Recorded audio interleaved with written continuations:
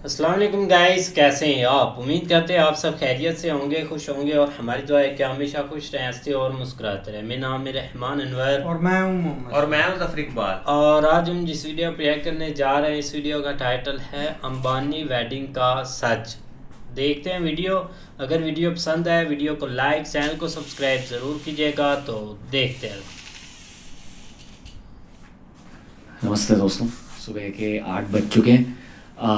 Monday morning है। एक 3 दिन की mega function of all time of independent India, ये मैं मानता हूँ, जस्ट ख़त्म हो चुकी है। मैंने 3 दिन की वेडिंग अटेंड करी है अनंत अंबानी भाई और राधिका मर्चेंट की। कहाँ से शुरुआत करूँ ये मुझे पता नहीं। मैं बहुत थक चुका हूँ, पिछले 2 दिन से मैं सोया नहीं हूँ क्योंकि इतना कुछ देखा है, इतना ज़्यादा स्टिमुलेटेड मेरा दिमाग रहा है। दोनों नेशनल पीआर और इंटरनेशनल पीआर की दुनिया में हर किसी को पता चल रहा है इस शादी के बारे में। मेरा मानना ये है कि एक ग्लैमर एस्पेक्ट है जो बहुतों तक पहुँचा है, पर एक बहुत बड़ा देशभक्त ओरिएंटेड एस्पेक्ट भी है। जियोपॉलिटिकली ये एक बहुत ज़रूरी मोमेंट है भारत के लिए, जो भारत का सॉफ्ट पावर है। यानी कि 2 टाइप के पावर होते हैं, हार्ड पावर यानी कि मिलिट्री, इंफ्रास्ट्रक्चर वगैरह। सॉफ्ट पावर मतलब कि पूरी दुनिया भारत के बारे में क्या सोचती है, कि योगा के अलावा, कोडर्स सॉफ्टवेयर के अलावा हमारे देश में क्या है, दुनिया को क्या लगता है। ये ना प्री अंबानी वेडिंग और पोस्ट अंबानी वेडिंग के बाद 2 अलग फेज हैं। दुनिया के सामने भारत की पहचान बदल चुकी है इस इवेंट की वजह से, और इसी इवेंट की कुछ सच्चाइयाँ मैं आपके साथ शेयर करूँगा। ये मेरी लाइफ के लिए बहुत ज़्यादा एक मेमोरेबल मोमेंट रहा है, तो कुछ 12-15 पॉइंट में झट से I be sharing my own experience. First point, बहुत ज़्यादा ग्रैटिट्यूड फील हो रहा है, क्योंकि एक रूफ के अंदर, एक लोकेशन के अंदर इतने सारे सेलिब्रिटीज एक साथ जब रहते हैं, बहुत अलग वाइब होती है। हर किसी ने कुछ ना कुछ उखाड़ा है अपने करियर में। बहुत सारे स्ट्रॉन्ग पर्सनालिटीज एक रूफ के नीचे होती है, एंड ऑन सम लेवल हर किसी को पता है कि सिर्फ अंबानी फैमिली ये एक ऐसा इवेंट अरेंज कर सकती है। अभी जो होस्ट होते हैं एक इवेंट के, दे सेट द टोन। और इस पूरे इवेंट में ना, आपको क्या लगता है टोन क्या रहा होगा? ग्लैमरस लोग ऐसे कम बात कर रहे होंगे एक दूसरे से, ऐसी कुछ विजन है आपकी? आपको ये कहना चाहूँगा, ये सबसे फ्रेंडली इजी गोइंग इवेंट था। हर कोई हर किसी से बात कर रहा था। बहुत कम ऐसे सेलिब्रिटीज थे जिनके आसपास बॉडीगार्ड्स थे। यार जॉन सीना भी अकेले ही खड़े थे। मैं उनके पास गया, फोटो निकाली, बात करी मैंने। चाइल्डहुड ड्रीम है ये यार। पहले मैं भी थोड़ा हिल रहा था उनको देखकर, उनकी साइज की वजह से। उनका एक हाथ ना मेरे पूरे हाथ के अराउंड से रैप हो गया। पर जॉन सीना से मिले, दैट्स द सेकंड पॉइंट। दुनिया नोटिस कर रही है कि किम कार्दाशियन, जॉन सीना, ऐसे लोग आए हैं इस इवेंट के लिए। टोनी ब्लेयर, जो यूके के पीएम रह चुके हैं, वर्ल्ड लीडर्स आ चुके हैं। इन्फेंटिनो जो फीफा के प्रेसिडेंट है, दुनिया नोटिस कर रही है। जितने भी फॉरेनर्स आए थे उनके लिए भी एक बहुत कूल एक्सपीरियंस था। दे वर ब्लोन अवे। फॉरेन में ना एक व्यू पॉइंट रहता है भारत का कि यार हाँ, मिस्टिकल लैंड रहेगा, स्पिरिचुअलिटी रहेगी, महाराजा लुक्स रहेंगे, महाराजा वाइब रहेगी हमारे देश की। वो कंफर्म हो गई इन सारों के लिए। जो कहते हैं ना कि भारत एक ज़माने में सोने की चिड़िया थी, मैं दिल से मानता हूँ कि भारत सोने की चिड़िया फिर से बन रही है, नंबर 1 के स्थान तक पहुँच रहे। सॉफ्ट पावर के पर्सपेक्टिव से पहुँच चुके हैं। इस इवेंट के बाद फिर से दोहरा रहा हूँ, I have to mention that अब पूरी दुनिया ये पहचान रही है कि ये फैमिली कौन है, जिसने दुनिया के इतने बड़ी बड़ी हस्तियों को एक साथ अट्रैक्ट करके रखा है। और ये देश में क्या चल रहा है यार, कि लोग मान भी रहे हैं, और एक बहुत बड़ा इंटरनेशनल पीआर स्पेक्टिकल बन चुका है। बहुत बड़ी चीज़ है। बैक टू जॉन सीना, मैंने क्या बात करी उनसे।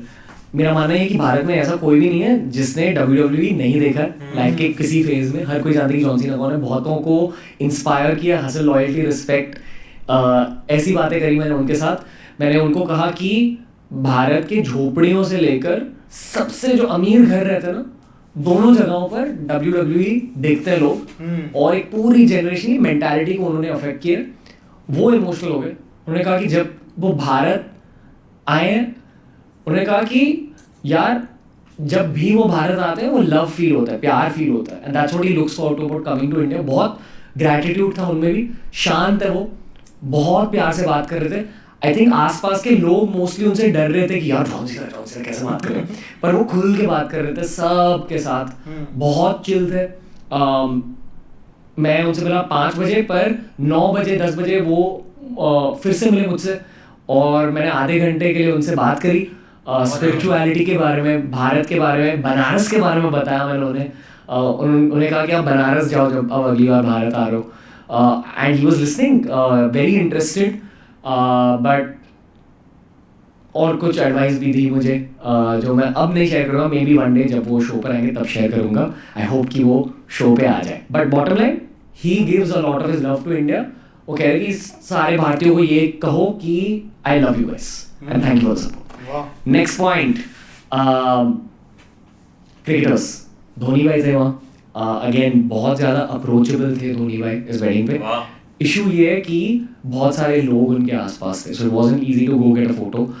अगेन मेरा भी सपना है कि धोनी भाई टीआरएस पे आ जाए, hopefully one day it will happen. उनकी ऑरा है, पास से देखा मैंने उन्हें, बहुत सारे क्रिकेटर फ्रेंड्स हैं अभी शो की वजह से, वो सारे ना रियल लाइफ में और भी ज़्यादा हट्टे कट्टे रहते हैं। धोनी भाई भी रियल लाइफ में और भी ज़्यादा हट्टे कट्टे लगते हैं, बट एकदम एम्परर वाली एनर्जी है, सुपर किंग की एनर्जी है। बट हार्दिक पांड्या भाई भी उन्हें, उनसे बात करी पूरे वर्ल्ड कप मोमेंट्स के फेज के बारे में। स्वैग ना उनमें हमेशा से था, अब एक अलग तरह का कॉन्फिडेंस और एक अलग तरह की पॉजिटिविटी भी आ चुकी है। He walks around with that positivity. I feel ऐसे इवेंट्स में ना क्रिकेटर्स हमारे लिए हमारे अवेंजर्स ही है, so love meeting all of them. Next, मैं मेरे सबसे बड़े business idol Mukesh Ambani sir से भी मिला बहुत कम समय के लिए। यार वो एक मोमेंट थी कि उनके जर्नी को स्टडी करके, धीरूभाई अंबानी सर की जर्नी को स्टडी करके, बहुत सारे देश के एंटरप्रेन्योर्स ने खुद की एंटरप्रेन्योरियल जर्नी स्टार्ट करी है। कहा जाता है कि Guru is loosely based on Dhirubhai Ambani ji life. वो फिल्म भी बहुतों के लिए बहुत इंस्पिरेशनल फिल्म रही है। बिजनेस सर्कल्स में ये कहा जाता है कि मुकेश अंबानी सर कुछ 16-17 घंटे काम करते हैं इवन टुडे एट एज 65+। ये उनके एनर्जी लेवल्स। तो जब मैं उनसे मिल रहा था, आनंद भाई ने इंट्रोडक्शन करवाई, पहले तो मैं यही सोच रहा था कि सर थैंक यू कि आप मुझसे मिल रहे हो, I have this chance to talk to you. बहुत बहुत ज़्यादा हम्बल है। शादी में हर दिन 7,000-8,000 से ज़्यादा लोग आ रहे थे। He was trying to meet everyone, the full family was trying to meet everyone. हर किसी से मिलने की कोशिश कर रहे थे, फैमिली भी हर किसी से मिलने की कोशिश कर रही थी। ये ना लोग अंबानी फैमिली के बारे में जानते नहीं कि अगर आप एक्चुअली उनसे बात करोगे, very kind hearted, very humble, very approachable. Anand भाई खुद, लोग उनके बारे में बहुत सारी चीज़ें अज्यूम करते हैं। लोग ये नहीं जानते कि उनके कितने सारे हेल्थ प्रॉब्लम्स रहे हैं, कितनी मुश्किल लाइफ रही है अब तक। बहुत सारे अजम्पशंस हैं उनको लेकर। आई होप कि एक दिन वो भी टीआरएस पे डेब्यू करें, and I hope he shares his heart, ताकि लोगों को उनके दिल के बारे में ज़्यादा पता चले। जो कर रहे हैं ना एनिमल्स के लिए वंतारा में, जो सोसाइटी के लिए पूरी फैमिली करती है, one day the world will know. हमारी आदत है दुनिया भर में, भारत में भी, कि जो लोग बहुत ज़्यादा मेन स्ट्रीम में रेलिवेंट रहते हैं उनकी बुराई भी होती है ज़्यादा, उनको अननेसेसरी क्रिटिसिज्म मिलता है कभी। ये बस ह्यूमन सोसाइटी का नेचर है, which is why I enjoy in podcast, कि लोगों की असलियत निकल के आती है। तो असलियत आपको किसी की इन पर्सन ही दिखाई देगी, इन पर्सन ही फील होगी। The next best option is podcast. But एक दिन दोनों, होपफुली मुकेश सर और आनंद भाई के साथ पॉडकास्ट तो होगा ही होगा। यार यूट्यूबर्स के ग्रुप्स में भी एक प्री जियो फेज है, एक पोस्ट जियो फेज है। पोस्ट जियो फेज में पूरी यूट्यूब की गेम बदल गई। तो मुझे बस मुकेश सर से थैंक यू कहना था। नहीं कह पाया क्योंकि मैं भी थोड़ा डर गया कि मुकेश अंबानी सर मेरे से थोड़ा बात कर रहे हैं। I just have a lot of respect for what you have done for India. Anand भाई बहुत चिल्ड आउट है, उनसे बात की, उनसे पूछा कि आपको कैसा लग रहा है इतने सारे लोगों को मिलके। वो कहते कि यार having a very nice time, one of the best days, he was feeling the love. देखो किसी भी शादी है ना, आपको वाइब फील हो जाती है किसी भी शादी में कि वाइब्रेशन क्या है, एयर में वाइब्रेशन क्या है। यहाँ भी लोग शायद ये अज्यूम करेंगे कि यार इतना बड़ा इवेंट है, वो बड़े इवेंट वाली वाइब्रेशन रहेगी एयर में। लव की वाइब्रेशन थी एयर में जेन्युइनली। जिसने भी इस शादी को अटेंड किया वो सारे यही कहेंगे कि एक प्यार भरी वाइब्रेशन थी। हर कोई खुश था, अटेंडीज खुश थे कि दे वर अटेंडिंग, फैमिलीज खुश थी about the love, about the moment. Anand भाई खुद बहुत खुश थे, राधिका बहुत खुश थी। It was just a very very positive energy event. इन 3 दिनों में मुझे नींद इसलिए नहीं आई है क्योंकि मेरा दिमाग बहुत ज़्यादा स्टिमुलेटेड हो गया। हर दिन मैं 4 बजे 5 बजे 6 बजे लौट रहा था घर, सोचते ही जा रहा था यार कि this is such a memorable event. इतने सारे लोगों से मुलाकात हुई है, इतना कुछ सीखा है। एंड अगेन भारत को सेलिब्रेट किया जा रहा है। Next point, decor. हर जगह भारतीय डेकोर, अलग अलग थीम्स के।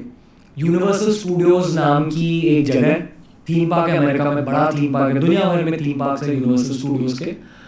वहाँ ना एक माइक्रो दुनिया बना देते हैं यूनिवर्सल स्टूडियोज। तो एक माइक्रो चाइना बना देंगे, माइक्रो जापान बना देंगे, माइक्रो नाइजीरिया बना देंगे। यहाँ मैंने माइक्रो इंडिया बनाया था उस कन्वेंशन सेंटर के अंदर। ठीक है, आपको एक थोड़ा सा विजुअल टूर दे देता हूँ। तो आप एंटर करते हो, बहुत ज़्यादा सिक्योरिटी होती है, वेरी सेफ इवेंट, मैनेजमेंट बहुत स्ट्रॉन्ग होती है, दे अलाउ यू इनसाइड। फिर राइट साइड में पापराजी की वो सेक्शन होती है, आप वहाँ जाते हो, हमारे सारे मीडिया के भाई रहते हैं, पापराजी रहती है, वीरल भयानी, मानव मंगलानी, वो सारे टीम्स रहते हैं वहाँ। फिर फोटोज क्लिक होते हैं। फिर आप जाते हो एक जनरल एरिया में, इन द मेन कॉर्डर आगे जाते हो। जनरल एरिया में आपको एक वाइब मिल जाती है कि खाना मिल रहा है, शादी वाइब सेट हो रही है। और फिर एक ऐसी एरिया स्टार्ट होती है उस जनरल एरिया के बाद जहाँ एक माइक्रो इंडिया बनाया गया है। आपको लगेगा कि आप बनारस की स्ट्रीट्स में वॉक कर रहे हो, आपको लगेगा कि आप पंजाब की गलियों में वॉक कर रहे हो। ऐसी एक दुनिया बनाई है, ऑलमोस्ट हिप्नोटिक। यानी कि ऐसा लग रहा था कि आपको किसी ने हिप्नोसिस में डाल दिया। फिर आप अंदर जाते हो मेन पवेलियन के, बहुत बड़ा हॉल है। उस हॉल के अंदर भी इस तरह का इलैबोरेट डेकोर किया। मेरे ख्याल से मनीष मल्होत्रा सर का भी हाथ रहा है डेकोर में, अलॉन्ग विद नीता मैम। बहुत हेवी डेकोर है, जो आप देखोगे ना, लाइक आपको एक्चुअली प्राइड फील होगा इंडिया में अगेन, बिकॉज इंडियन कल्चर को, स्पिरिचुअलिटी को सेलिब्रेट किया गया। जो दूसरे दिन की फंक्शन थी, शुभ आशीर्वाद फंक्शन, उस दिन स्पेशली स्पिरिचुअल डेकोर बहुत ज़्यादा था। डेटीज की बड़ी बड़ी पेंटिंग्स, बड़ी बड़ी मूर्तियाँ थी। And you could almost feel कि those मूर्तियाँ, those paintings were alive। बहुत सारे स्पिरिचुअल लोग थे दूसरे दिन, पीएम सर आए थे। वेरी वेरी मेमोरेबल एक्सपीरियंस कि इतने सारे स्पिरिचुअल लोग एक ही जगह पे। आप भी सोचो वाइब कैसी होगी, along with all the celebrities, along with John Cena, along with everyone। बहुत अलग इवेंट था। सॉरी दोस्तों, मैं खुल के बात नहीं कर पा रहा क्योंकि मैंने खुद इस सब को प्रोसेस नहीं किया, सोया नहीं हूँ 3 दिन से, इसलिए मेरी आंखें भी ऐसे दिख रही है। But I am genuinely trying to give you a organic honest tour, क्योंकि एक पर्सपेक्टिव आपका बिल्ड हुआ होगा रेड कार्पेट के रील्स और शॉर्ट्स देखकर। ये असली पर्सपेक्टिव है कि स्क्रीन के उस साइड क्या हो रहा था। स्क्रीन के उस साइड ओवरवेलम हो रहा था सब, स्क्रीन के उस साइड पॉजिटिविटी थी, प्यार था, भारत को सेलिब्रेट किया जा रहा था। And it was a celebration of love. Moving on, मैंने एक्चुअली पूरे डेकोर के बारे में आपको बताया भी नहीं है। फर्स्ट फ्लोर पे अलग टाइप का डेकोर था, सेकंड फ्लोर पे अलग टाइप का डेकोर था, थर्ड फ्लोर पे पूरा एक ये डाइनिंग एरिया था। और चलो फूड के बारे में बात करते हैं। नेक्स्ट पॉइंट, फूड को लेके ये कहना चाहूँगा कि पहले शायद एक 1000 फीट जितनी लंबी एक डिजर्ट सेक्शन थी, जहाँ शायद 5-6 अलग अलग टॉप क्वालिटी के रेस्टोरेंट और केटरिंग सर्विसेज ने डिजर्ट बुफेज बनाए थे। मैं पहले वहाँ अटक गया क्योंकि I was searching for the lady dinner, और डिजर्ट्स इतने अच्छे थे कि हमने डिजर्ट्स भी बहुत ज़्यादा खाए। फिर हम अंदर चले गए मेन डिनर की एरिया में। पहली सेक्शन में इंडियन, फिर मुगलाई, फिर गुजराती, जापानीज, इटालियन, और जितने भी cuisines थे, it was the world's best restaurant of that cuisine doing the catering. तो मुझे याद है कि इंडियन में दम पुख्त का खाना था। I don't remember the other names of the caterers, but trust me when I से दिस, आप भी सोचो खाना कैसा होगा ऐसी गेस्ट लिस्ट के लिए। वैसा ही था, उतनी ही वैरायटी। पता है वेडिंग के स्टार्ट में जो स्टार्टर्स आते हैं ना, पनीर टिक्का और वो सब आता है आपके पास, जब स्टार्टर्स सर्व हो रहे थे तो it was internationally sourced ingredients की, साउथ अमेरिका से कोई इंग्रेडिएंट, फिर जापान से कोई इंग्रेडिएंट, ऑस्ट्रेलिया से कोई इंग्रेडिएंट, और वो खाकर एक्चुअली टेस्ट होता है आपको कि यार ये बहुत ज़्यादा फ्रेश है और कुछ अलग खा रहे हैं आप। जेन्युइनली स्पीकिंग, जो मेहमान नवाजी नाम का शब्द होता है, मेहमानों की खातिरदारी होती है, this is as elaborate and as good as it can get. सिर्फ फूड एक्सपीरियंस ही ना अकेले में बहुत क्रेजी एक्सपीरियंस था।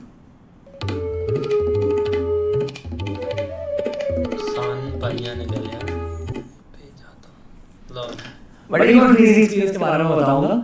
मेरी एक शॉर्ट चुन्नू सी मीटिंग हुई सलमान खान सर के साथ। मैं कह नहीं सकता कि उन्होंने मुझसे क्या कहा, बट फन कॉन्वर्सेशन में, माइक्रो पॉडकास्ट हो गया वहाँ। I asked him about the stuff I wandered about 90s, जब उनका वो जाने जाना वाला फेज चल रहा था। उनसे कहा कि I respect him for hustle. उनको पूछा कि आप मीम कल्चर फॉलो करते हो क्या? उन्होंने बोला हाँ, स्माइल किए, ही enjoys it.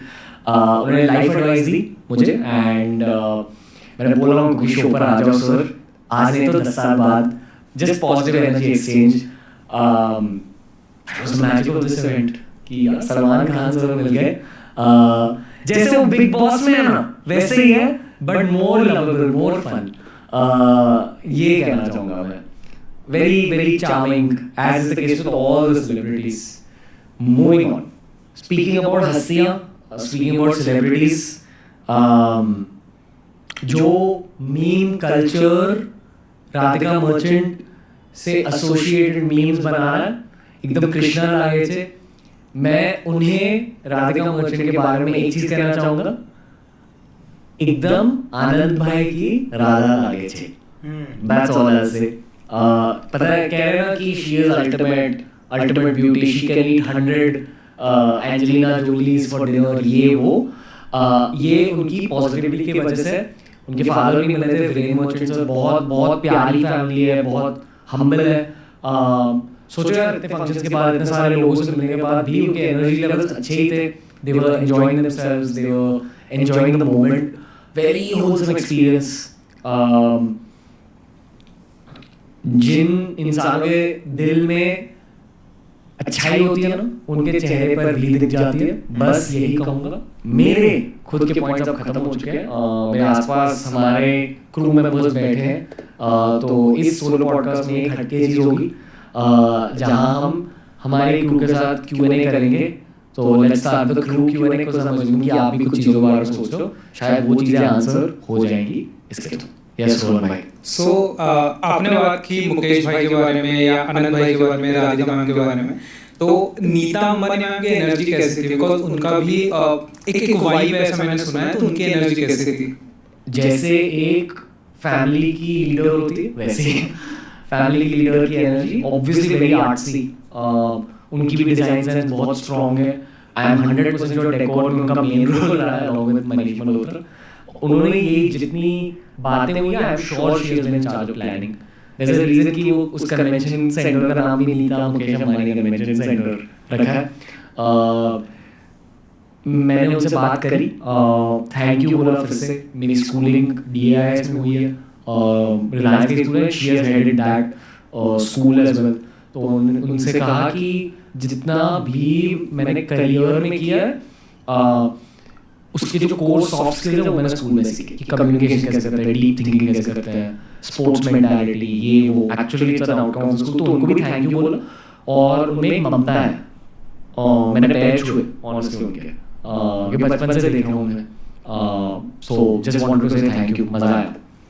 Okay next question. आप सचिन तेंदुलकर जिससे भी मिले थे, उनसे मिलकर कैसा लगा आपको?